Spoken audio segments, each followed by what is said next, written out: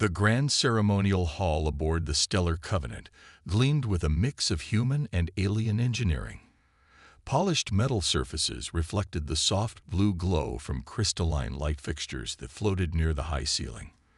For Staff Sergeant Horin Park, this should have been the proudest moment in human history. Instead, she would remember it as the day everything went wrong. Horin stood at attention near one of the ornate pillars, her black dress uniform pristine, her eyes constantly scanning the crowd. The security team had spent weeks preparing for this moment, humanity's first official contact with an advanced alien civilization. The Neris were beautiful beings of living crystal, their bodies catching and reflecting light in mesmerizing patterns. Their delegation filled one side of the hall, their forms creating rainbow cascades across the walls. King Soren dominated the gathering, his massive crystalline form towering over both humans and his own people. Unlike his subjects' transparent bodies, his was threaded with veins of silver that marked his royal lineage. Beside him stood Princess Era, smaller but no less striking, her crystal form tinted with subtle hues of azure that seemed to pulse with her movements. The human diplomats were just stepping forward for the official greeting when Horin noticed something wrong. A slight shimmer in the air near one of the secondary entrances caught her attention. Years of combat experience had taught her to trust her instincts. Her hand was already moving toward her ceremonial sidearm when the first explosion rocked the hall. Purple energy crackled across the ceiling as hidden attackers materialized throughout the chamber. Their crystalline forms were darker than the Neris, shot through with angry red veins. They wielded weapons that fired beams of twisted light, nothing like the standard energy weapons Horin had trained against. "Protect the royals." Captain Jaiho's voice cut through the chaos. Horin watched in horror as one of the strange beams struck him. Instead of burning or explosive damage, his body simply crumpled, as if his bones had turned to water. All around her, her fellow security officers were falling to the same weapons. The Neris guards rushed to form a protective circle around their king and princess, their own crystalline weapons humming to life. But the attackers' strange energy beams seemed to pass right through their defenses. Horin watched in disbelief as the mighty royal guards shattered like glass. Through the growing chaos, Horin realized something incredible. The weapons weren't affecting her. Where others fell or shattered, the beams passed through her with nothing more than a slight tingling sensation. Her human physiology was somehow resistant to whatever technology the attackers were using. She broke from her position, charging toward the royal family. If she could just reach them, maybe her immunity to the weapons would let her protect them long enough for reinforcements to arrive. But she was too far away. The attackers had clearly planned this well. As security forces on both sides fell, a figure in a dark cloak appeared directly behind Princess Era. Before anyone could react, they activated some kind of device. Purple energy engulfed the princess, and in a flash of light that left spots dancing in Horin's vision, both the princess and her captor vanished. King Soren's anguished cry shook the entire hall, his crystalline form resonating with such grief that nearby fixtures shattered. Horin had to dive behind a pillar as more weapon fire crisscrossed the room. The attackers were retreating now, their mission apparently accomplished. Through the smoke and debris, Horin could see King Soren's face. His silver-scaled features were twisted in a pain that transcended species barriers. The perfect first contact had just turned into a diplomatic nightmare, and possibly the spark for an interstellar war. As the emergency systems finally kicked in, spraying fire-suppressant foam and activating emergency shields, Horin did a quick survey of the hall. The human diplomatic team had been evacuated, but the cost had been heavy. Most of her security team lay motionless on the floor, victims of the strange weapons. The Neris guards had fared even worse. Their shattered remains sparkled among the debris like macabre decoration. Horin realized with growing dread that she was the only security officer still standing. Whatever advantage her human biology had given her against the attackers' weapons had just made her the most qualified person to deal with this crisis. As medical teams rushed in, and the remaining Neris gathered around their devastated king. Harin knew that this was just the beginning. The princess was gone. Most of the security forces were dead or incapacitated, and somewhere out there, the attackers were already putting the next phase of their plan into action. Harin checked her weapon and squared her shoulders. Her training hadn't covered anything like this, but she knew one thing for certain. She wasn't going to let humanity's first contact with an alien civilization end in tragedy. Whatever it took, she would find Princess Era and bring her home. The perfect meeting of two civilizations had just become a rescue mission, and Harin Park was somehow the only one qualified to carry it out. As she approached the grieving king, she could only hope that whatever had made her immune to the attackers' weapons would be enough to help her succeed where others had failed. The emergency council chamber of the Stellar Covenant thrummed with tension as Harin Park stood before the assembled Neris leadership. The crystalline aliens' forms flickered with varying shades of anxiety and anger, their emotions visible in the changing patterns within their transparent bodies. King Soren sat upon a hastily assembled crystal throne, his massive form dimmed with grief. The silver threads that marked his royal lineage seemed duller now, pulsing weakly with each movement. Around him, his advisors clustered like angry shards of glass, their forms sharp with suspicion as they regarded the lone human in their midst. "This is absolutely unthinkable," hissed High Advisor Tal, his crystalline form tinkling as he gestured in agitation. "We cannot entrust the rescue of our beloved princess to a carbon-based life form." The disgust in his voice made the last words sound like an insult. Harin maintained her military posture, keeping her face neutral despite her rising frustration. The attack had happened hours ago, and they were wasting precious time arguing about species superiority, while Princess Era could be getting further away with each passing moment. "Your Majesty," she said, addressing the king directly, "I understand your advisor's concerns, but facts are facts. Your royal guards are either shattered or incapacitated. The weapons used by the attackers seem to have no effect on human physiology. I'm trained in combat and rescue operations, and most importantly, I'm ready to help right now." Another advisor, his form tinted with deep purple, stepped forward. "We have more guards coming from the homeworld. Surely we can wait." "And how long will that take?" Harin interrupted, earning shocked ripples through the assembled crystals. "Hours? Days? Meanwhile, the princess could be—" "You dare interrupt a royal advisor?" Tal's form sparked with anger, sending rainbow reflections dancing across the walls. "This human shows the very lack of respect we feared." "Enough." King Soren's voice resonated through the chamber, causing everyone to fall silent. He rose from his throne, towering over both his advisors and Harin. His iridescent eyes focused on the human soldier with an intensity that made her want to step back, but she held her ground. "Tell me, Staff Sergeant Park," he said, his voice softer now, but no less commanding. "Why do you wish to undertake this task? What do you hope to gain?" Harin met his gaze steadily. "Your Majesty, I was assigned to protect both human and Neris dignitaries during the ceremony. I failed in that duty once.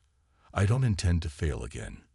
This isn't about gain, it's about doing what's right." A murmur ran through the assembled advisors, their forms chiming softly as they shifted and whispered among themselves. The king studied Harin for a long moment, then slowly nodded. "You survived when my best warriors fell," he said thoughtfully. Perhaps the old prophecies about other species were wrong." He turned to his advisors, his form straightening with new purpose. "Tell her what we know." The purple-tinted advisor stepped forward again, this time with reluctant respect. "The attackers are a radical purist faction known as the Shadowveil. They believe that the Neris should remain pure and separate from other species. This attack, it was not just about kidnapping the princess." The advisor's form dimmed as he continued. "They plan to force Princess Era into a marriage with their leader. Such a union, even under duress, would give them a legitimate claim to the throne. They would use this to prevent any alliance with humanity or other species. Herin's mind raced with the implications, so this wasn't just about the princess. It was about stopping first contact altogether. Correct, King Soren said. The Shadowvale would rather see our civilization stagnate in isolation than risk change through interaction with other species. He moved closer to Herin, his massive form casting prismatic shadows over her. They used weapons designed to disrupt crystalline structures, fatal to my people, but harmless to your biology. It seems the universe has a sense of irony. I can help, Herin insisted, but we need to move quickly. The longer we wait. Yes, the king interrupted, raising a hand for silence when his advisors began to protest. Time is against us, and we cannot afford to wait for reinforcements that may come too late. He turned to Herin, his form brightening slightly. Staff Sergeant Park, I am entrusting you with more than just my daughter's life. The future of both our peoples may depend on your success. Herin straightened to attention. I understand, Your Majesty. I won't let you down. The king nodded. Tal provides Staff Sergeant Park with all the information and resources she needs. He turned back to Herin, his voice carrying a warning. But understand this, human. If you betray this trust, if any harm comes to my daughter through your actions, there will be nowhere in this galaxy you can hide from my wrath. Understood, Your Majesty, Herin replied firmly. I give you my word. I'll bring Princess Ara home. As the advisors reluctantly began preparing for the mission, Herin could feel the weight of responsibility settling on her shoulders. She was about to embark on a rescue mission into unknown territory, pursuing religious extremists with advanced alien technology, with the fate of human-Neris relations hanging in the balance. It wasn't exactly how she had expected her first contact experience to go, but she was ready. Whatever challenges lay ahead, she would face them. The princess was counting on her, even if she didn't know it yet. The tracking beacon pulsed steadily on Herin's wrist display as their ship approached the Crimson Wastes. Through the viewport, she could see why the region had earned its name. The vast desert stretched to the horizon, its red sands reflecting the harsh light of the system's twin suns.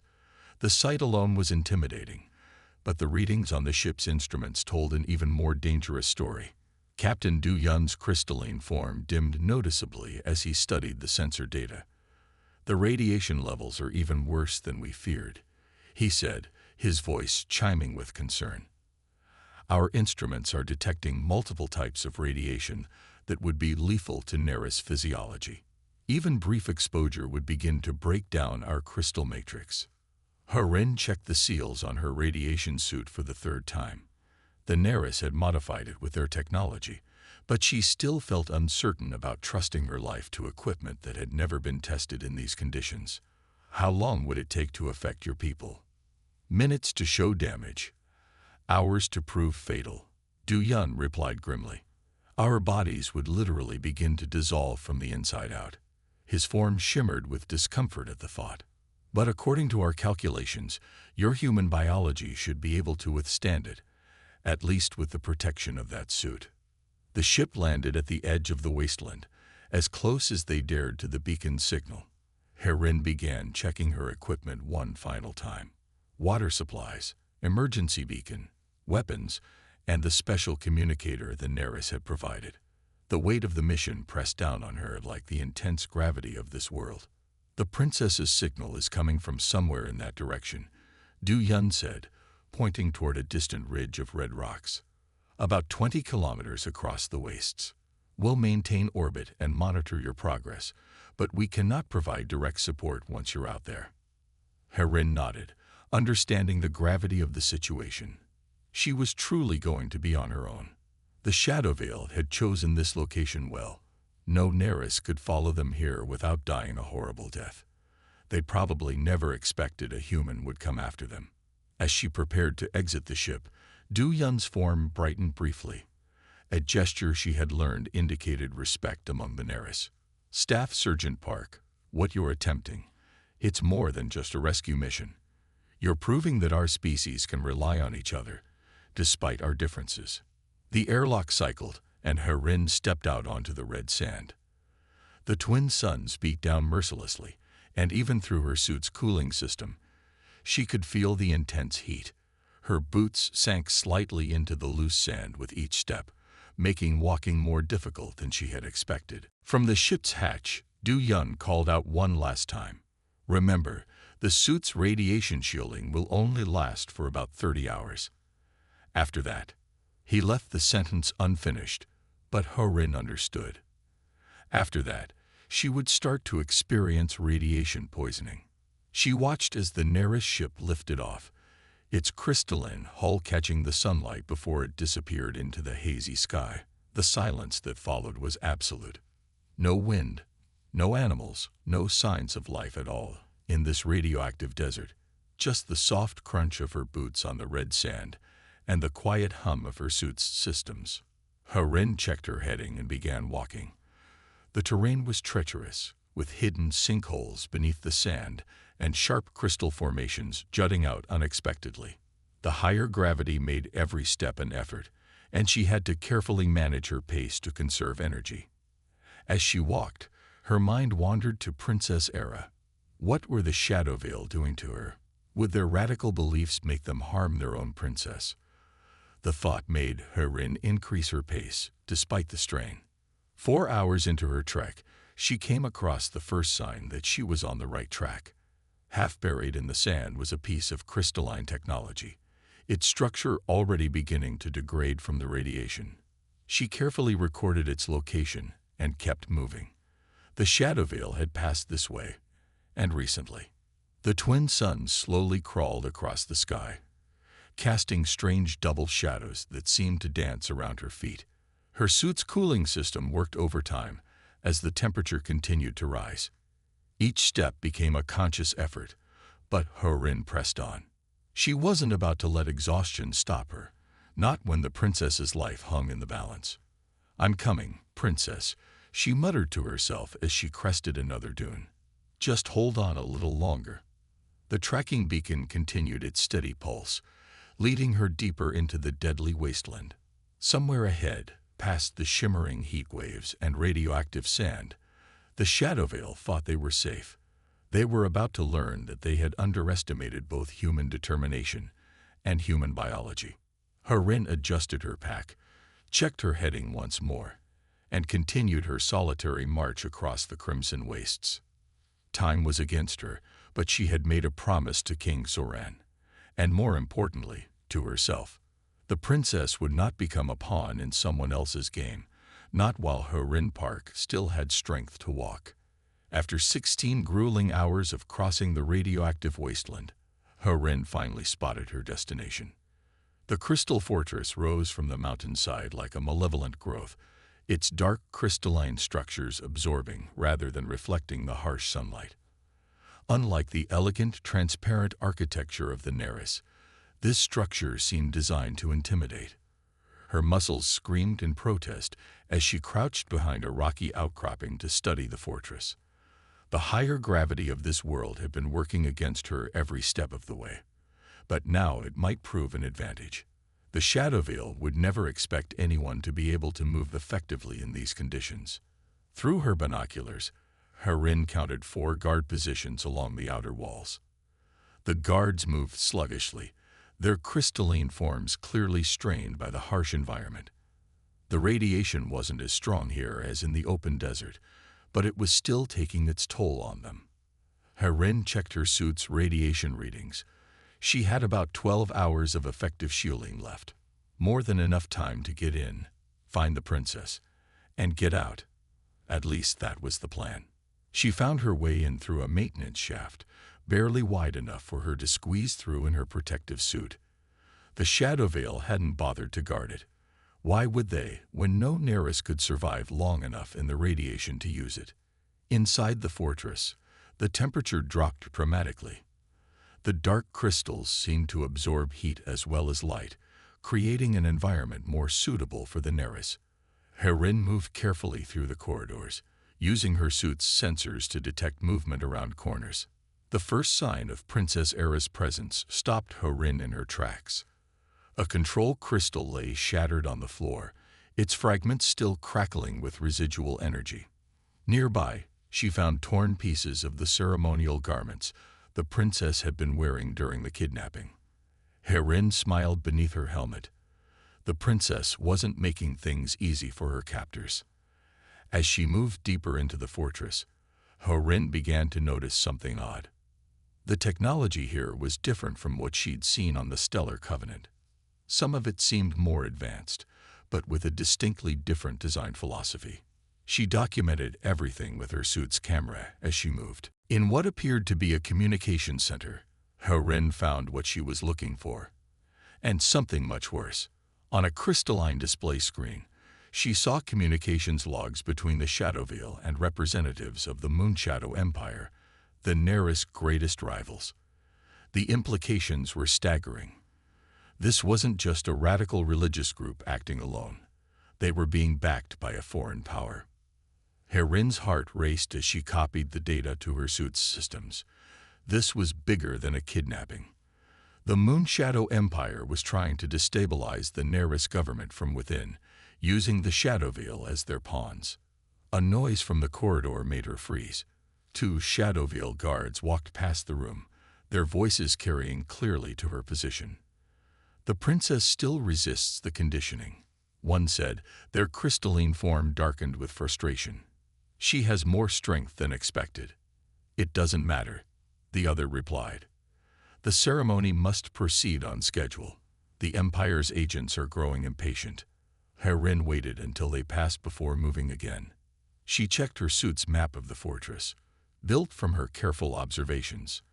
The strongest energy readings came from the central chambers.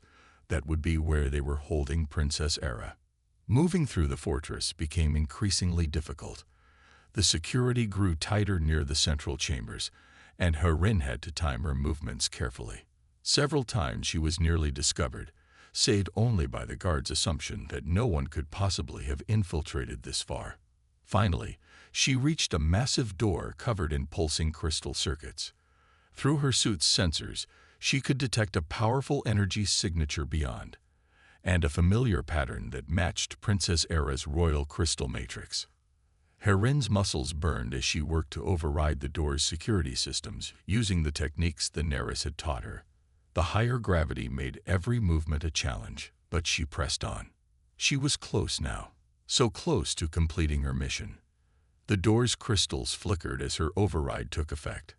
Herin drew her weapon, knowing that the next few moments would determine not just the princess's fate, but potentially the future of human-Neris relations. As the door began to slide open, Herin took a deep breath. She had crossed a radioactive desert, infiltrated an impossible fortress, and uncovered an interstellar conspiracy. Now came the hard part, getting the princess out alive. The familiar tingle of the Shadowveil's weapons touched her skin as alarms began to sound throughout the fortress. But Herin didn't hesitate. She had come too far to stop now. With determination born of both duty and defiance, she stepped through the doorway to face whatever waited on the other side. The princess was in there somewhere, fighting against mental conditioning, probably unaware that help had finally arrived. Herin intended to change that, even if she had to fight through every Shadowveil guard in the fortress to do it. The higher gravity pulled at her limbs as she moved into the chamber, but Herin allowed herself a small smile.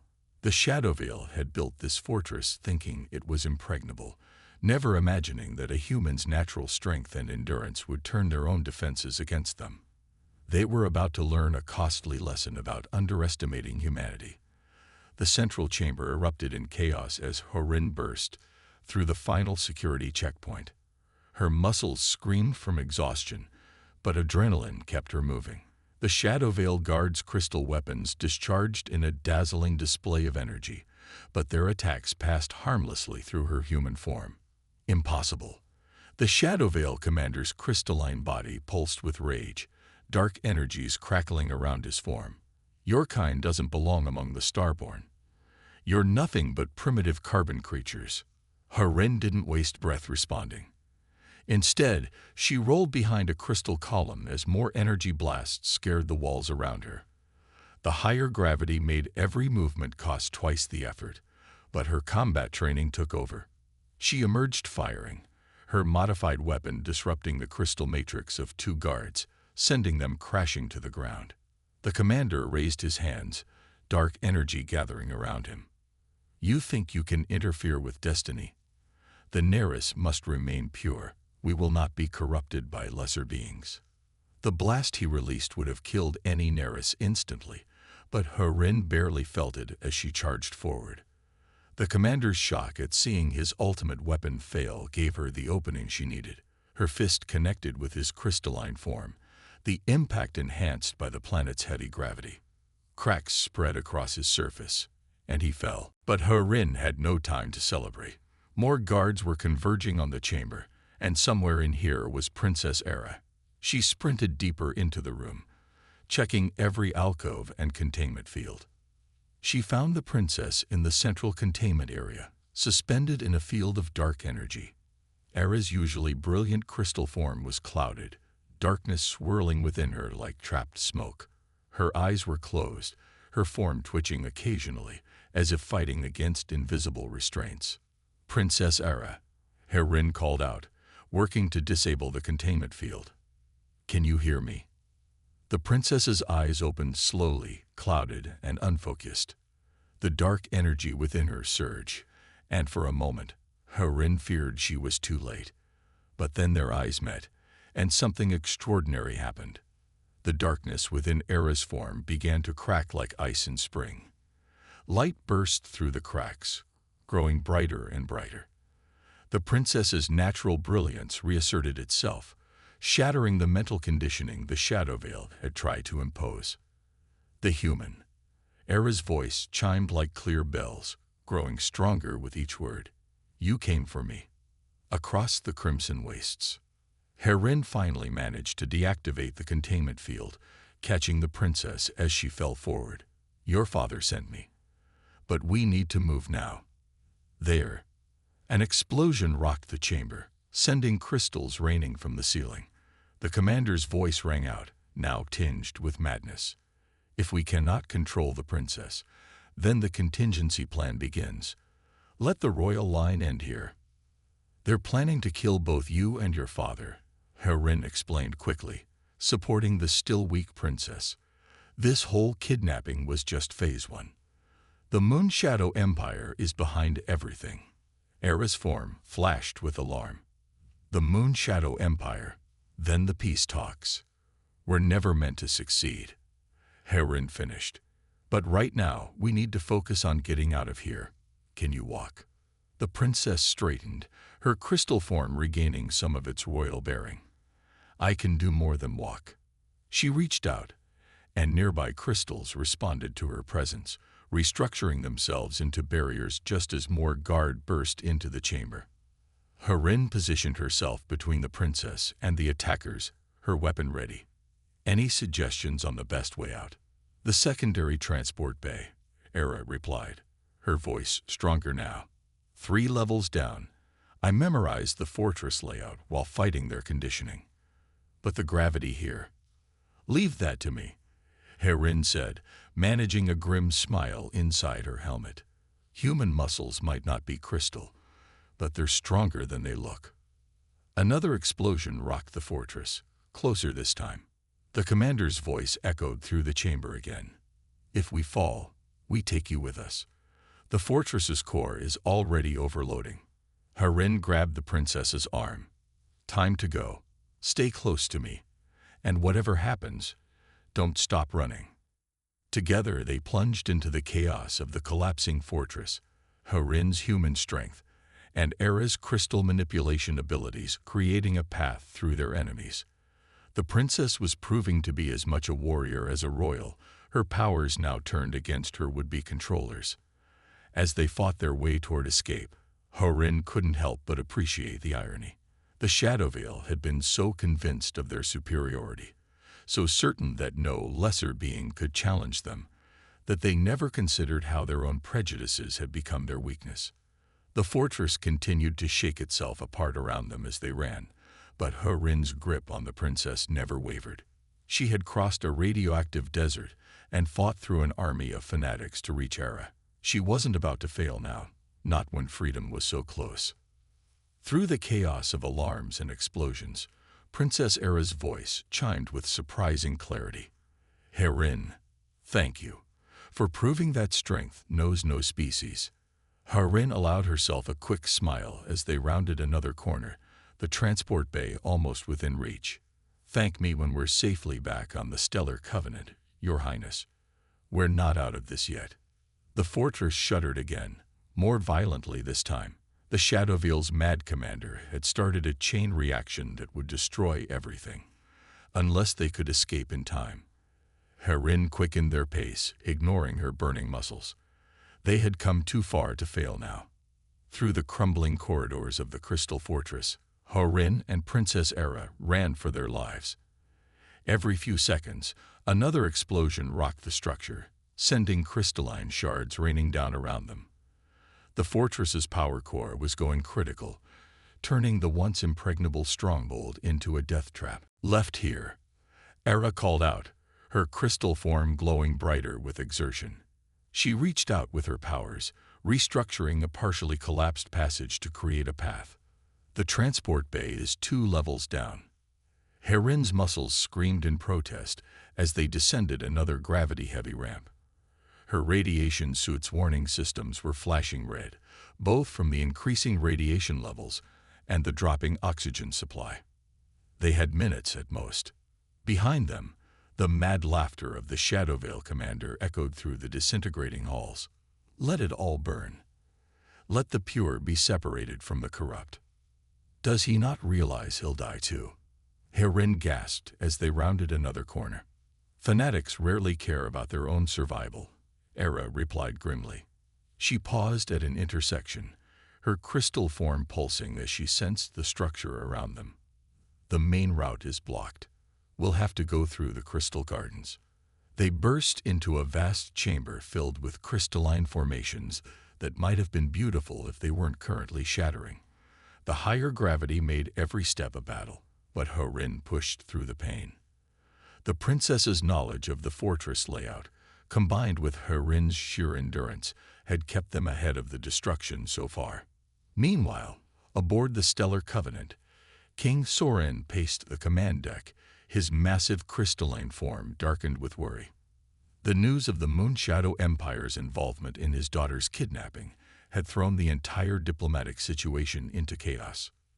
Your Majesty, his chief advisor reported, the Moonshadow ambassador demands an audience. They claim no knowledge of the Shadowveil's actions. Of course they do. Sorin's voice resonated with barely contained anger. Just as they claimed no knowledge of the border raids last cycle. He turned to the tactical display, watching the energy readings from the fortress growing more unstable by the second. Everything. The peace talks, the alliance with humanity, perhaps even the prevention of an interstellar war, hinged on his daughter's safe return. Back in the fortress, Herin and Era reached another sealed door. The princess placed her hand on the control panel, her powers reaching into the crystal circuits. The security systems are failing.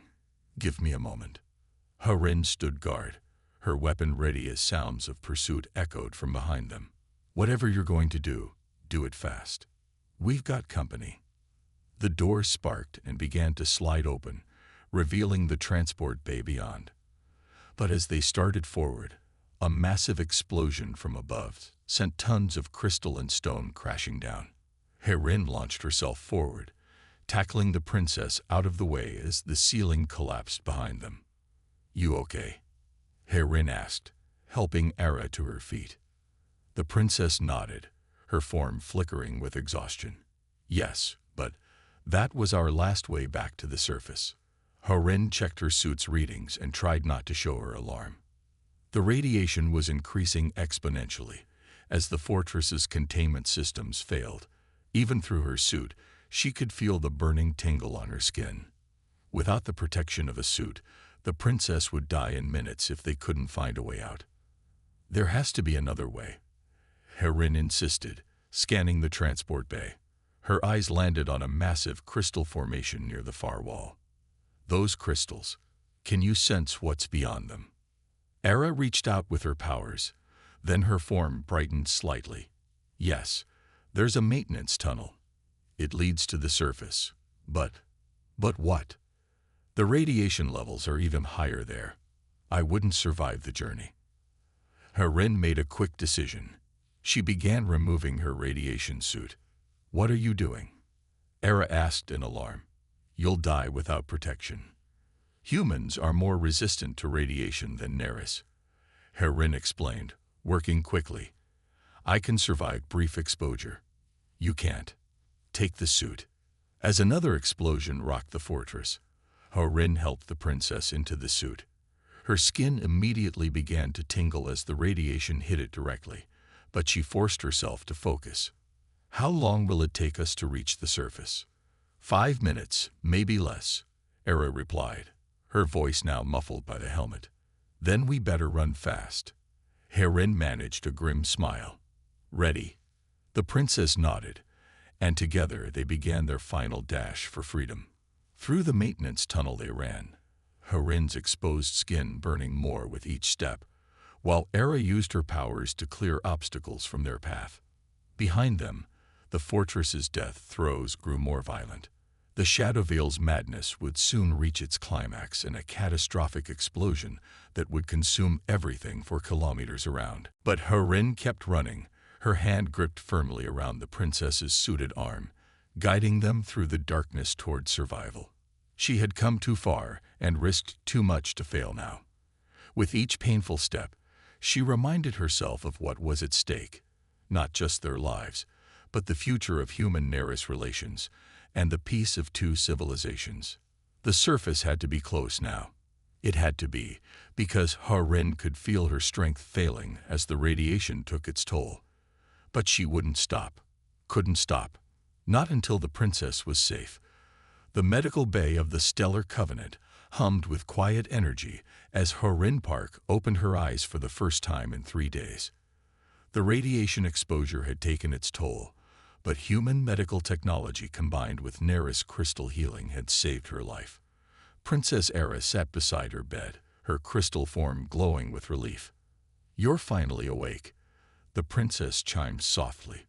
We were worried about you. Harin tried to sit up, but her muscles protested the movement. The fortress, did we? Collapsed completely just after our rescue ship picked us up, Era confirmed. The Shadow Veil's madness died with them, and the evidence you gathered about the Moon Shadow Empire's involvement has already changed everything. Over the next few hours, as Harin regained her strength, she learned what had happened after their escape. The data she had collected in the fortress had exposed the Moon Shadow Empire's plot completely. Faced with undeniable evidence, they had been forced to withdraw their opposition to the human-Neris alliance. A week later, Harin stood before the full Neris court, her dress uniform freshly pressed despite her still recovering body. The grand chamber was packed with crystalline forms of all sizes and colors, their surfaces reflecting rainbow light throughout the space. King Soren sat upon his crystal throne, Princess Era standing proudly at his side. The king's voice resonated through the chamber as he spoke. Staff Sergeant Harin Park, step forward. Harin approached the throne, conscious of hundreds of crystalline eyes watching her every move. The same advisors who had opposed her rescue mission now stood silent, their forms dimmed with what might have been embarrassment. You crossed a radioactive wasteland that would kill my people in hours, King Soren began. You infiltrated a fortress designed to be impenetrable to non-crystalline life forms. You rescued my daughter from fanatics who would have destroyed everything we've built, and you exposed a plot that could have led to war. He descended from his throne, his massive form towering over Harin. But most importantly, you showed us the error of our prejudice. We thought ourselves superior because of our crystalline nature. We believed other species to be lesser beings, incapable of true greatness. The king turned to address the entire court.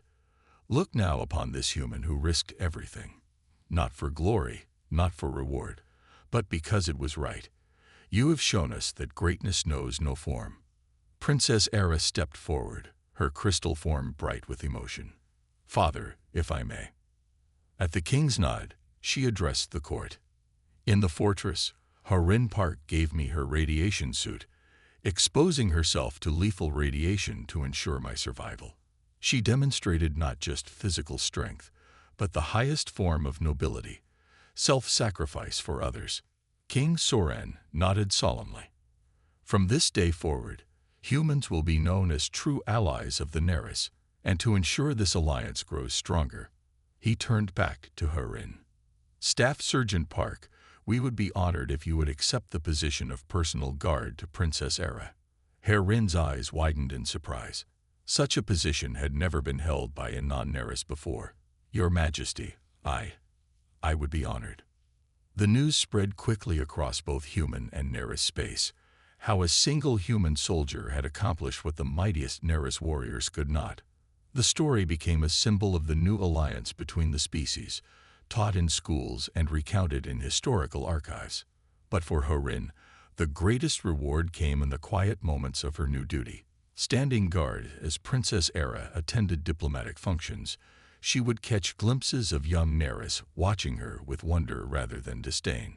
The crystal beings who had once viewed humans as primitive now sought to learn from them. One evening, as Harin stood watch on a palace balcony, Princess Era joined her.